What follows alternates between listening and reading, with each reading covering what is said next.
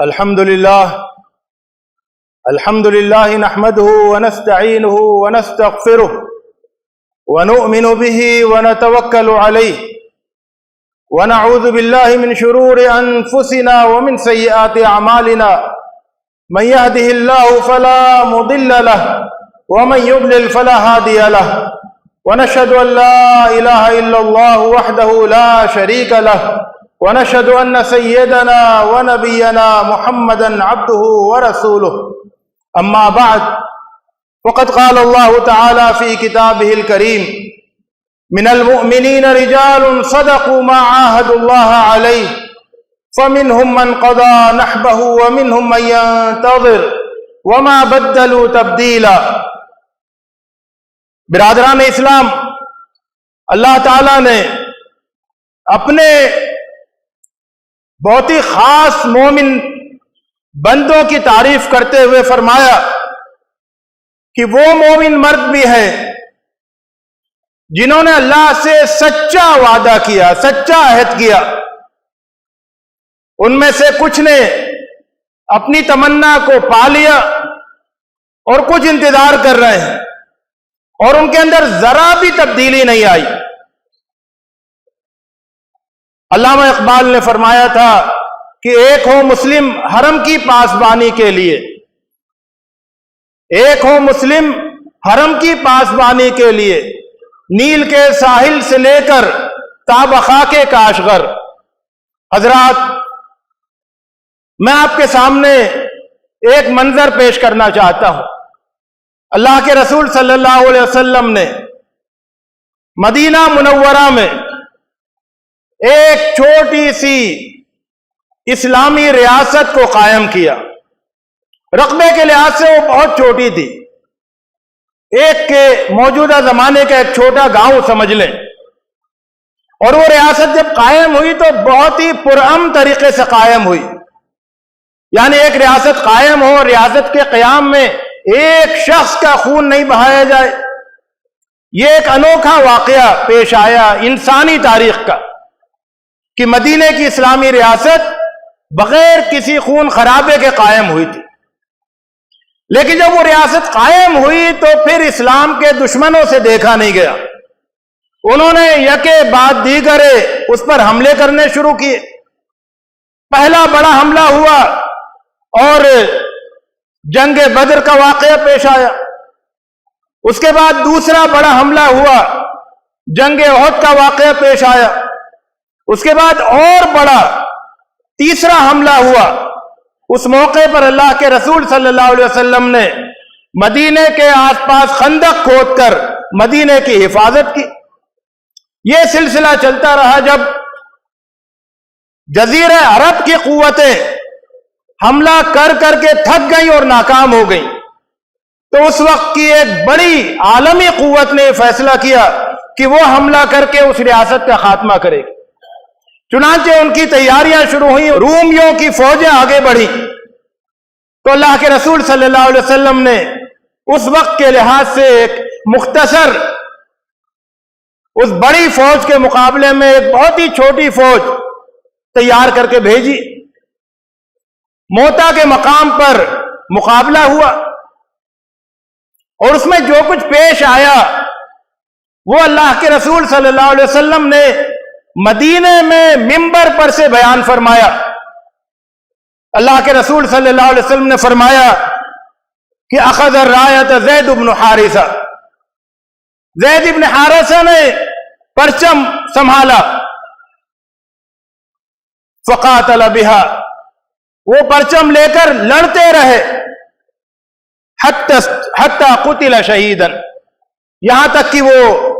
انہوں نے جام شہادت نوش فرما لیا۔ ثم اخذها جعفر،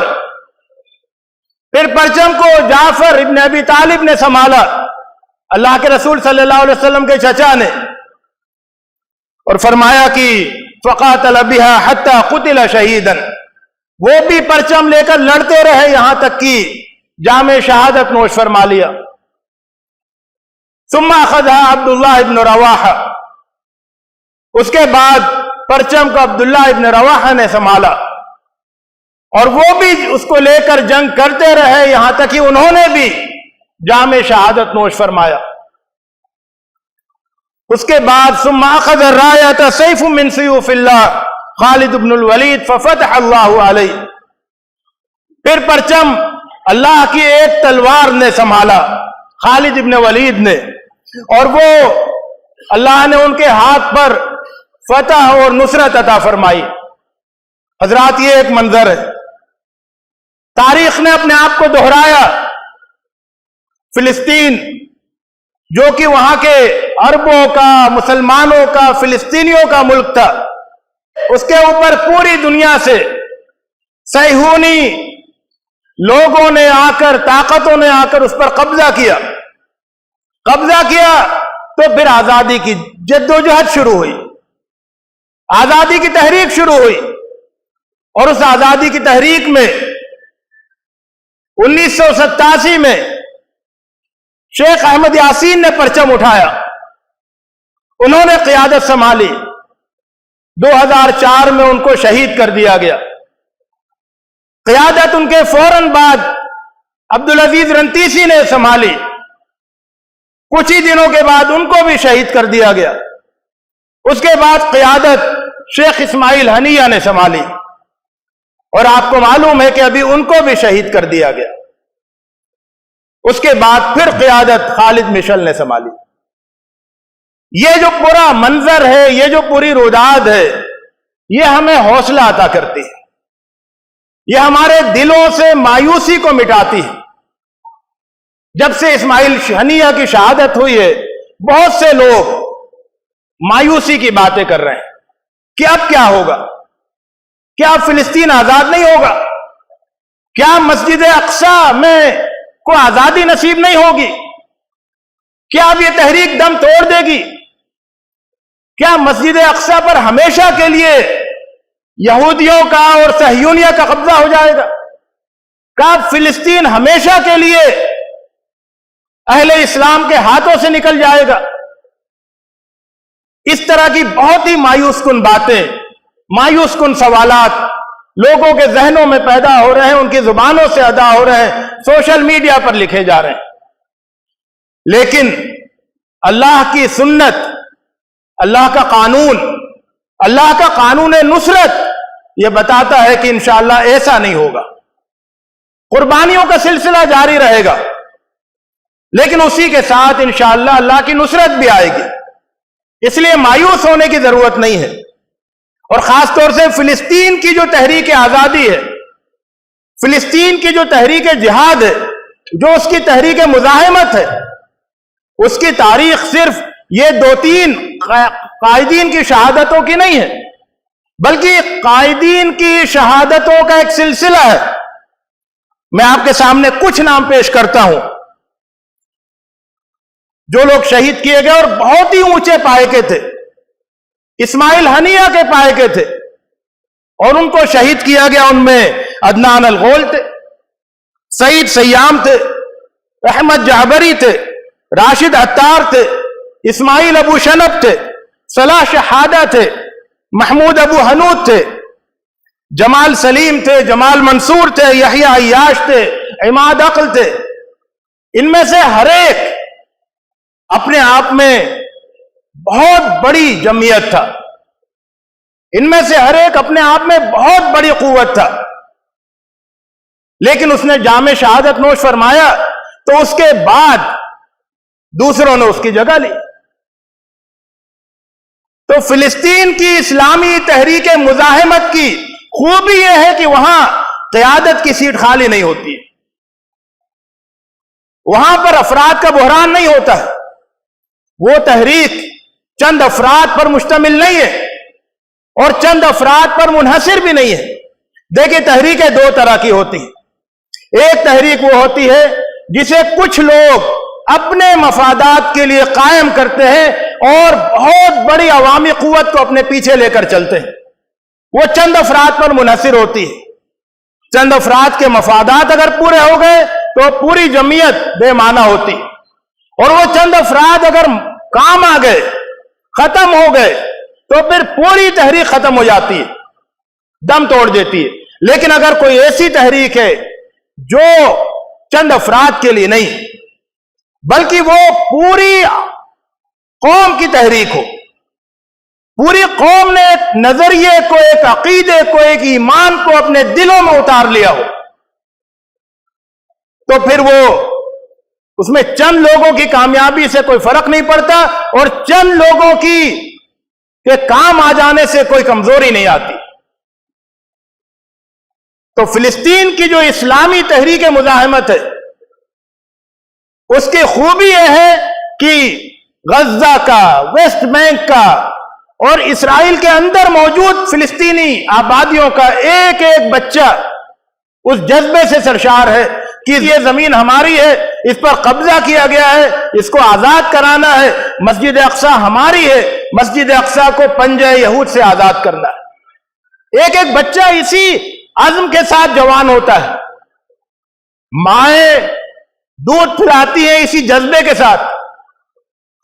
تو اس لیے اللہ نے چاہا کہ وہ تحریک دبے گی نہیں،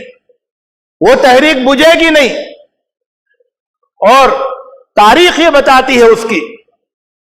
کہ جب بھی اس کا کوئی قائد شہید کیا گیا وہ تحریک کئی گنا اور زیادہ طاقتور ہو گئی، کئی گنا اور زیادہ طاقتور ہو گئی۔ تو اللہ نے چاہا تو یہ تحریک بڑھتی رہے گی اور ایک نہ ایک دن اور قریب میں انشاءاللہ کسی دن فلسطین کو آزادی کا پروانہ ملے گا اور مسجد اقصی میں، آزاد مسجد اقصی میں مسلمانوں کو نماز ادا کرنے کی توفیق ملے گی۔ حضرات، جہاں تک اسرائیل کی دہشت گردی کا تعلق ہے تو یہ جو اس نے دہشت گردی کا مظاہرہ کیا ہے، ایک سیاسی شخصیت کو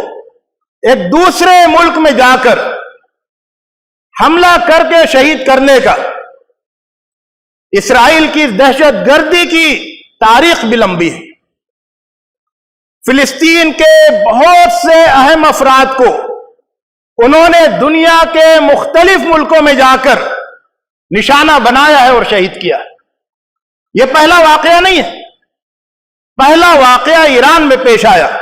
لیکن اس سے پہلے محمود الببحو کو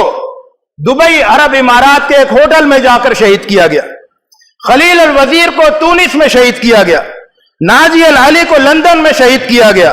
فادی البطش کو ملیشیا میں جا کر شہید کیا گیا، محمد زواری کو تونس میں جا کے شہید کیا گیا، عمر نائف کو بلغاریہ میں، جہاد جبریل کو بیروت میں، فتحی شقاقی کو مالٹا میں، عاطف بسیسی کو پیرس میں، غسان کنفانی کو بیروت میں، محمد ہمشیری کو پیرس میں، حسین البشر کو قبرص میں، حسن علی سلام کو بیروت میں، صالح عروری کو بیروت میں، اور یہ کچھ نام ہیں، ان کے علاوہ بھی بہت سے نام ہیں جنہیں دنیا کے مختلف شہروں میں، مختلف ملکوں میں جا کر ان صہیونی دہشت گردوں نے نشانہ بنایا۔ تو جو اسرائیلی دہشت گردی ہے جو کسی ایک خطے تک محدود نہیں ہے، وہ دہشت گردی وہ پوری دنیا میں اپنے کرتوتوں کا مظاہرہ کر رہی ہے۔ تو اسرائیلی دہشت گردی کی طرف ہماری توجہ بہت مرکوز رہنی چاہیے۔ علامہ اقبال نے کہا تھا کہ ایک ہو مسلم حرم کی پاسبانی کے لیے۔ شیخ اسماعیل ہنیہ کا بہت بڑا کارنامہ جس کا ذکر کرنا آج بہت زیادہ ضروری ہے موجودہ حالات میں، وہ یہ کہ انہوں نے تاریخ میں پہلی مرتبہ امت کے دونوں بڑے دھڑوں کو، یعنی شیعہ اور سنی دونوں دھڑوں کو، مسجد اقصی کی آزادی کے لیے متحد کیا۔ یہ ان کا بہت بڑا کارنامہ تھا۔ اب تک ایسا ہوتا تھا کہ وہ محاذ الگ، یہ محاذ الگ، اور ان میں آپس میں ٹکراؤ اور دشمن ان کے ٹکراؤ سے فائدہ اٹھاتا تھا،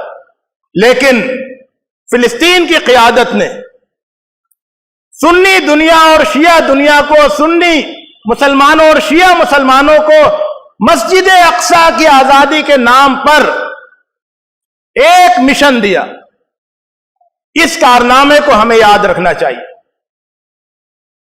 تہران میں شیخ اسماعیل ہنیہ کی شہادت سے اسرائیل کا ایک بہت بڑا مقصد وہ یہ تھا کہ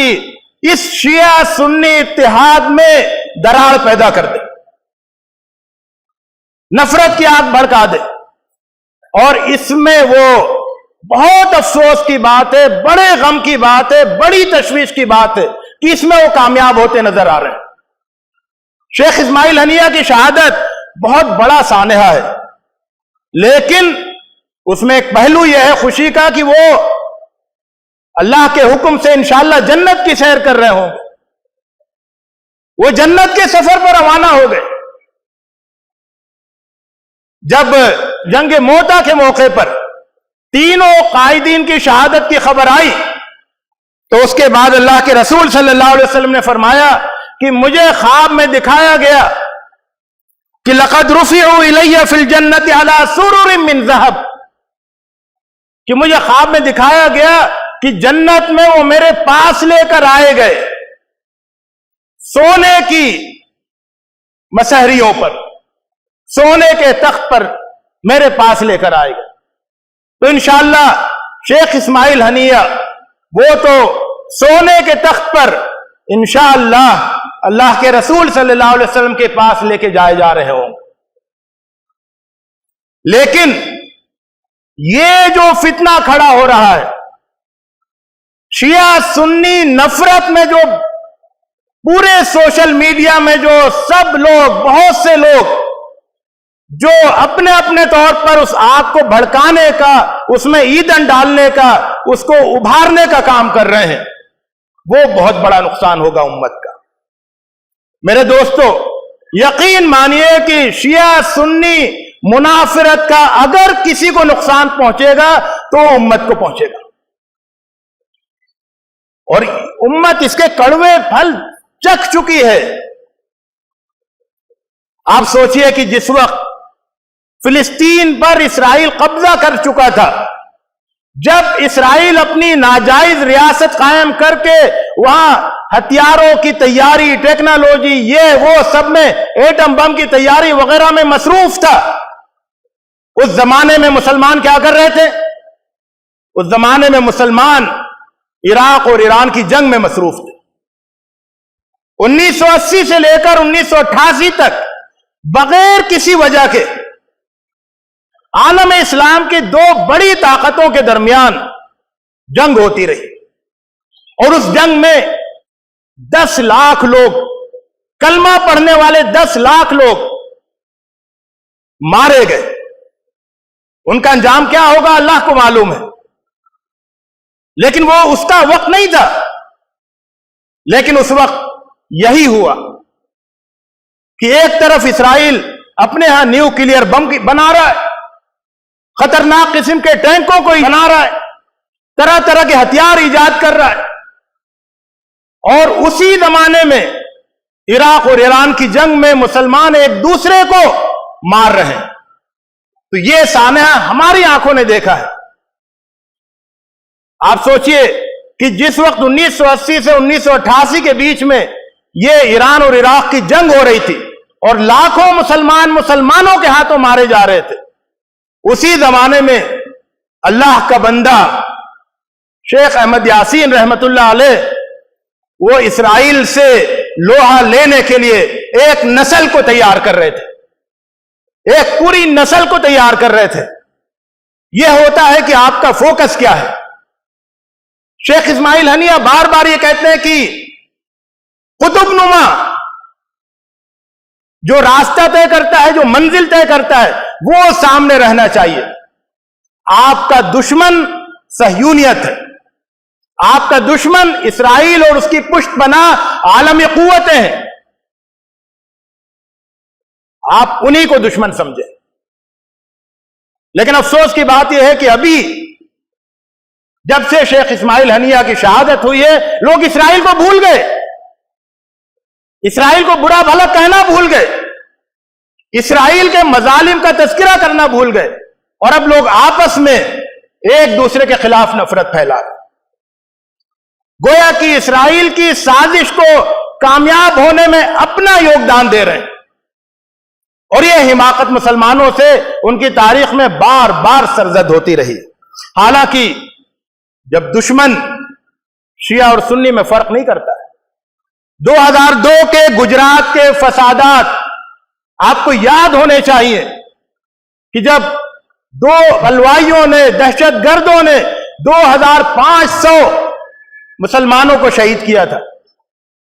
کیا انہوں نے یہ دیکھا تھا کہ کون شیعہ ہے کون سنی ہے؟ کہ صرف سنیوں کو قتل کریں گے یا صرف شیعوں کو قتل کریں گے؟ تو دہشت گرد، بلوائی، اسلام کے دشمن وہ شیعہ سنی کا فرق نہیں دیکھتے، وہ بریلوی اور دیوبندی کا فرق نہیں دیکھتے، وہ مقلد اور غیر مقلد کا فرق نہیں دیکھتے، وہ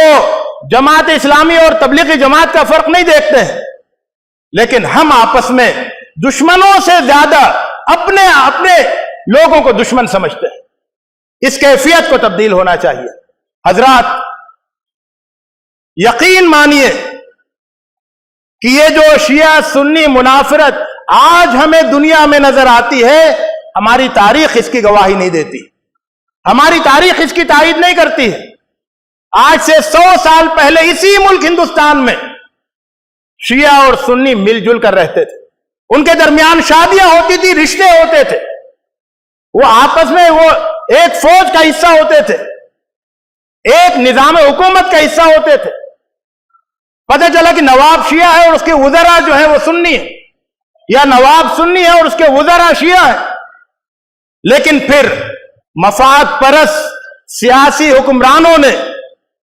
اور ان کے ایجنڈے کو کارآمد بنانے والے، اس پر عمل کرنے والے، اس کو لے کر اٹھنے والے مذہبی قائدین نے امت کے اندر بہت بڑی نفرت کو پھیلا دیا، بہت بڑی نفرت کو۔ اگر آپ تاریخ کو دیکھیں گے حضرات، میں صرف ایک بہت ہی روشن مثال پیش کرنا چاہوں گا، اور وہ مثال یہ بھی بتاتی ہے کہ اگر آپ کو ایک بڑا خطرہ درپیش ہو، بڑا چیلنج درپیش ہو، تو پھر آپ کو چھوٹے اختلافات، چھوٹے چیلنج، چھوٹے مسائل کو نظر انداز کر دینا چاہیے۔ صحابہ اور تابعین کے بعد جب احادیث کو مرتب کرنے، مدون کرنے اور حدیثوں کی حفاظت کرنے کا زمانہ آیا، اور یہ ہوا کہ اسلام کے دشمنوں نے بڑی تعداد میں حدیثیں گھڑ کر مسلمانوں کے درمیان پھیلا دی ہیں، اس سے ان کا دین کے خراب ہونے کا اندیشہ ہے، تو دین کی حفاظت کے لیے، سنت کی حفاظت کے لیے، حدیث پاک کی حفاظت کے لیے محدثین کرام سامنے آئے۔ لیکن ان کے سامنے ایک مسئلہ تھا کہ جو حدیثیں موجود تھیں سچے راویوں سے، ان سچے راویوں میں، ان ثقہ راویوں میں سنی تو تھے ہی بہت سارے، شیعہ راوی بھی بہت تھے، تو کیا وہ صرف سنی راویوں سے حدیث قبول کریں اور شیعہ راویوں کو چھوڑ دیں؟ تو اس میں تو بہت سی حدیثیں چھوٹ جاتی، صحیح حدیثیں چھوٹ جاتی، تو پھر کیا کیا جائے؟ تو انہوں نے یہ طے کیا کہ جو بھی سچے اور ثقہ راوی ہیں، چاہے وہ سنی ہوں چاہے وہ شیعہ ہوں، ان کی روایتیں لی جائیں گی۔ چنانچہ آپ صحیح بخاری، صحیح مسلم اور سیاہ ستہ کی کتابیں اور ساری کتابیں، امام احمد ابن حنبل کی مسند اور ساری کتابیں اٹھا کے دیکھ لیجئے، ہر کتاب میں راویوں کی انجمن میں، راویوں کی کہکشاں میں سنی بھی نظر آتے ہیں اور شیعہ بھی نظر آتے ہیں۔ یہ ہماری تاریخ ہے۔ اس وقت اتنی نفرت نہیں تھی جتنی نفرت آج پھیل گئی ہے۔ میں آپ کو سناؤں کہ امام ذہبی رحمت اللہ علیہ نے، تھوڑا سا وقت زیادہ ہوگا لیکن مسئلہ ضروری ہے، اس وقت امت بہت بڑے خطرے سے دوچار ہے، اور یہ خطرہ شیعہ سنی نفرت کے بڑھ جانے کا خطرہ، یہ مسجد اقصی پر اسرائیلی تسلط سے زیادہ بڑا خطرہ ہے۔ اس لیے اس بات کو سن لیجئے کہ میزان الاعتدال میں امام ذہبی رحمت اللہ علیہ وہ ذکر کرتے ہیں ایک راوی کا، ابان ابن تغلب کوفی، کہتے ہیں کہ شیعی جلد، سخت شیعہ تھے، لیکنہ صدوق، لیکن سچے تھے، کفلنا صدقہ وعلیہ بدعتہ، ان کی سچائی وہ ہمارے کام آئے گی، ہم ان کی سچائی کی بنیاد پر حدیثیں محفوظ کریں گے۔ اور ان کی بدعت ان کو نقصان پہنچائے گی۔ اور اس کے بعد پھر انہوں نے بتایا کہ امام احمد ابن حنبل نے، امام یحییٰ ابن معین نے، امام ابو حاتم نے ان کو ثقہ قرار دیا ہے۔ اور اس کے بعد ابن عدی نے، وہ بھی بہت بڑے ناقد ہیں، انہوں نے کہا ہے کہ وہ شیعیت میں ان کے اندر غلو تھا، کانا غالیا فی التشیع۔ ایک اور ناقد سعدی نے کہا کہ زائغ مجاہر، کہ وہ ان کے اندر شیعیت والی گمراہی تھی اور وہ اس کا اعلان بھی کرتے تھے، اظہار بھی کرتے تھے۔ اس سب کے باوجود ان کی حدیثیں آپ کو حدیث کی مستند کتابوں میں ملیں گی۔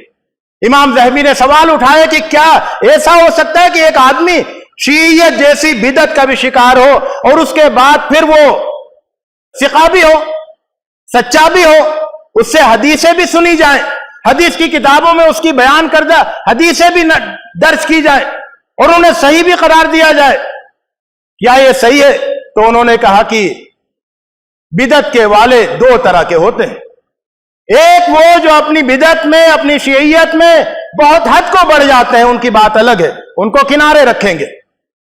لیکن جو باقی اہل بدعت ہیں، اہل تشیع ہے، کہا کہ ان میں تو تابعین اور تبع تابعین بھی شامل ہیں، اور اگر ہم نے ان کو چھوڑ دیا فَلَوْ رُدَّ حَدِيثُ هَؤُلَاءِ لَذَهَبَ جُمْلَةٌ مِّنَ الْآثَارِ النَّبَوِيَّةِ، اگر ان لوگوں کی حدیثیں ہم نے چھوڑ دی، رد کر دی، تو پھر اللہ کے رسول صلی اللہ علیہ وسلم کی بہت سی حدیثیں ضائع ہو جائیں گی۔ وَهَذِهِ مَفْسَدَةٌ بَيِّنَةٌ، یہ بہت بڑا نقصان ہوگا۔ تو ایک بڑے نقصان سے بچانے کے لیے اور ایک بڑے مقصد کے حصول کے لیے کہ یعنی حدیثوں کی حفاظت، محدثین نے کیا کیا؟ ہمارے ائمہ محدثین نے، امام بخاری اور امام مسلم جیسے محدثین نے، امام احمد اور امام یحییٰ ابن معین جیسے محدثوں نے، انہوں نے کیا کیا کہ انہوں نے جب روایتوں راویوں کی کہکشاں سجائی تو اس میں سنی راویوں کے ساتھ شیعہ راویوں کو بھی شامل کیا اور ان کو بھی اس کا حصہ بنایا۔ آج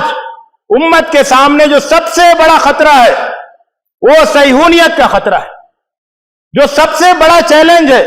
وہ مسجد اقصی پر دشمنان اسلام کے قبضے کا چیلنج ہے۔ اور اس کی خاطر